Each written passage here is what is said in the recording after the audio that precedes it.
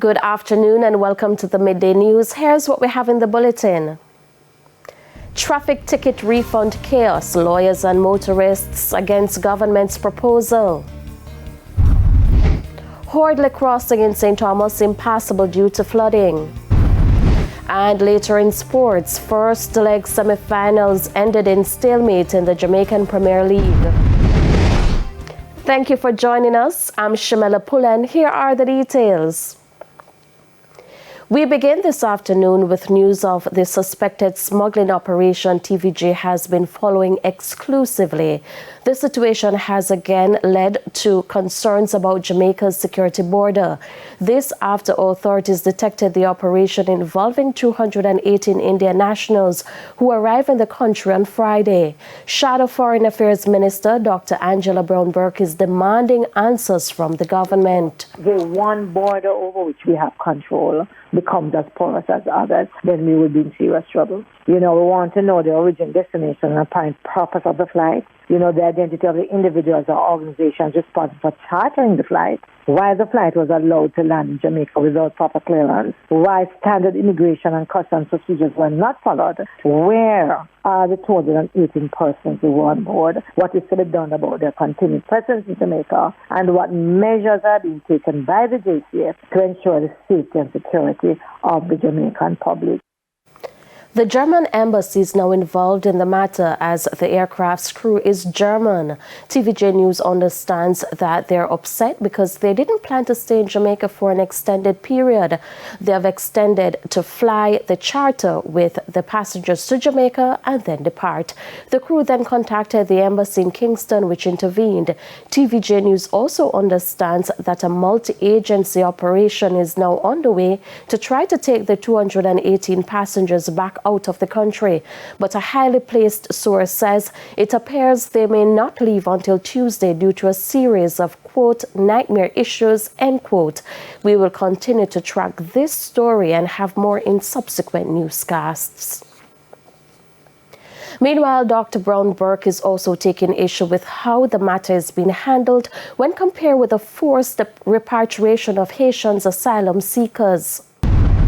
Many of us remember what happened in COVID-19, where Jamaicans were held at sea and prevented from coming into Jamaica. We have seen recently with Haitians who were hastily returned to a war-torn Haiti. But here we have 218 persons coming into Jamaica without the proper protocols being followed. We see a difference in treatment of the three different cases.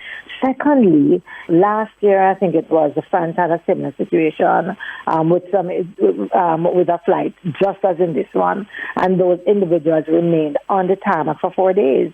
We want to know why it is in this case Jamaica did not follow those protocols. TVJ News understands that the Hordley crossing in St. Thomas is now impassable. This is due to heavy rain Sunday night. The rain also caused the Plantain Garden River to overflow its bank.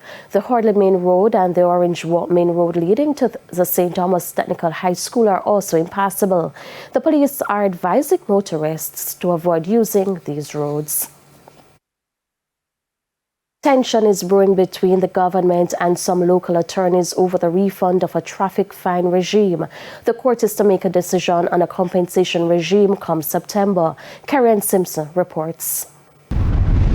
Over 4,000 traffic tickets with fines totaling $5.7 billion were issued by the Jamaica Constabulary Force JCF in 14 of the 15 years the illegally imposed fines were on the books. That's according to the Economic and Social Survey published annually has revealed. But in order for motorists to collect their money back, the government is suggesting they show proof. Under the proposal filed in court on April 26 by the Director of State Proceedings, motorists eligible for a refund would need to provide Tax Administration Jamaica TAJ with the traffic ticket that was issued, a receipt showing that the fine was paid as well as their banking information. But one lawyer involved in the matter, Gavin Goff, thinks this is unfair. It really should be that the government's records, their own records, which they use to prosecute and they use to fine people for not paying traffic tickets, those same records should be used to process the refund.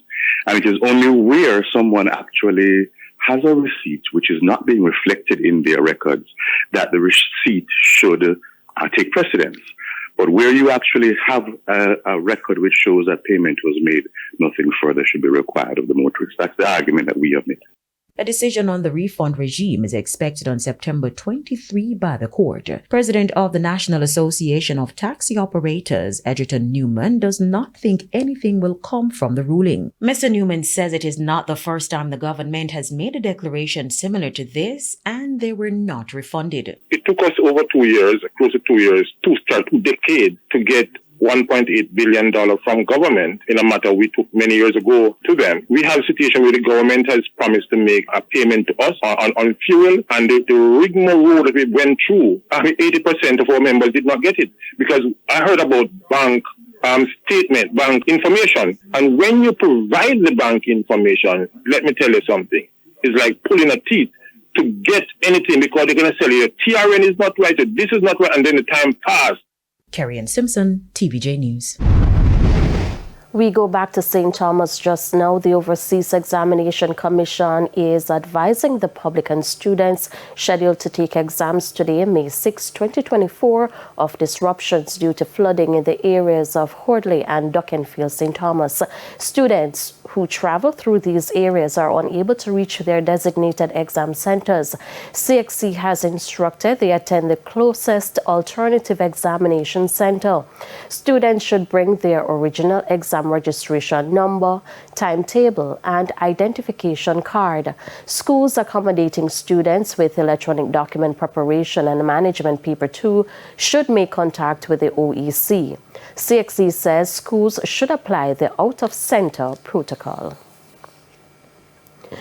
The Independent Commission of Investigations, INDECOM, is investigating an incident in which a police constable was shot and injured. The incident happened at about 1:30 Saturday afternoon. According to reports, the constable, who is assigned to the National Police College of Jamaica, was unintentionally shot by another trainee who was attempting to clear his firearm. The constable was taken to hospital for treatment. His injuries are not considered life-threatening. Tensions are high in sections of Manchester following the fatal shooting of a popular music system operator Sunday evening. This is the third incident in the parish in under 2 weeks. Amoy Harriott reports. 2 miles away from a People's National Party divisional meeting at the Belfield High School in Manchester Sunday evening, chaos in the Royal Flat community. 3 people were shot, 1 fatally. The deceased has been identified as Davian Davidson, otherwise called Dippo, a well-known music system operator in the parish. News of the incident spread to the political event. This was opposition spokesman on national security, Peter Bunting. Those of you who don't know Dippo was about the size of a third farmer. Small in build. Big man, but small in build. Didn't have an aggressive bone in his body. And all he would talk about was his daughters and his children and what he wanted to give to them. This brings to 3 the number of murders in the parish in just over a week. The third murder in Manchester this week. About a week ago, CJ. That was the Youth Awardee for Agriculture. Wednesday, when I came here for the Area 3 Sports, GSF Sports at Kirkvine, big, middle of the day, 1 o'clock, we heard of a female bartender murdered in New Green. Middle day, broad daylight. Criminals operating with impunity. On April 26, 29-year-old CJ Cunningham was murdered in Davidton. He was the 2022 Prime Minister Youth Awardee for Excellence in Agriculture. A vigil was held in his honor on the weekend. When my heart is overwhelmed. Member of Parliament for Central Manchester, Rhodamoy Crawford, says the community hasn't been the same since the tragedy. Ever since the incident, it's as though the community has locked themselves into a shell. Usually you'll come in the community, young men will be playing football, shops would be open, persons would be on their veranda. It's almost as if it has become a ghost town. The MP is appealing to Jamaicans to stand with law enforcement to tackle violence. She also denounced the politicization of crime. Crime doesn't wear orange or crime doesn't wear green. At the end of the day, crime is everybody's business and we must stand in unity. Amoy Harriet, TVJ News. Suspended PNP caretaker candidate Dennis Meadows says he's ready to contest the next general election if party leader Mark Golding gives him the green light. In February, Mr. Golding removed Mr. Meadows as the party's provisional candidate for North Trelawney after a video of Meadows endorsing scamming went viral on social media. Speaking at a party meeting in Manchester on Sunday, Mr. Meadows said his dismissal was necessary. But sometimes, when you're on the platform and the thing feel good, you chat some foolishness sometimes. But I a big man. And I not back from what I do. The leader held me accountable. And although I am at the receiving end of that accountability, I commend him for it. He went further. Here to work with me. But I put myself at the mercy of the leader who run this show. But let me tell them, whether I am there or not, understand me clearly. I am prepared to leverage that goodwill for the People's National Party in the next election. It's time for a break. Stay with us. More stories when we return.